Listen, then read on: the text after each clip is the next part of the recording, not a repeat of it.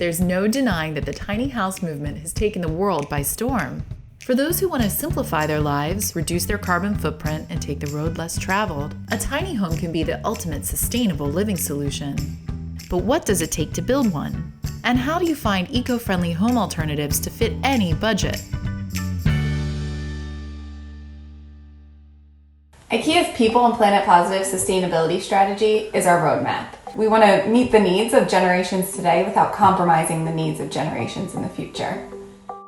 Inspired by a shared commitment to sustainability, inclusivity, and innovation, Ikea partnered with Vox Creative and Vox Media, whose audiences have a deep interest in eco-conscious, budget-friendly living and a fascination with the tiny house movement.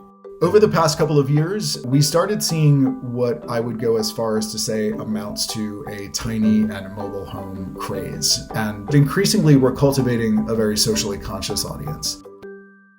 The goal? To build our very own low-impact home on wheels and prove that sustainability and affordability can go hand in hand without compromising design.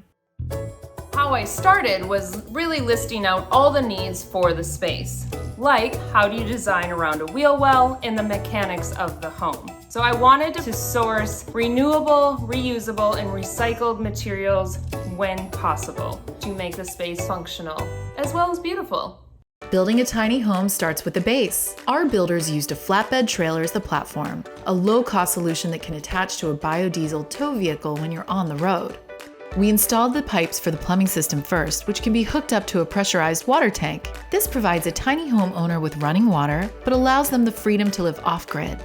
Next came the frame, roof, and siding, all made from materials that would stand up to the elements. We also added solar panels to power the home. Inside, the walls were wrapped in sustainably grown pine and painted white to make the space feel larger. The first product I picked for the home was the Kungsbacka kitchen. It is made from recycled bottles and it looks beautiful and modern in the home. Cutting back on energy use is a huge step towards living a more minimalist life, not to mention the cost-saving benefits. Ikea outfitted the home with energy-efficient lighting solutions and eco-friendly fixtures for the kitchen and bathroom.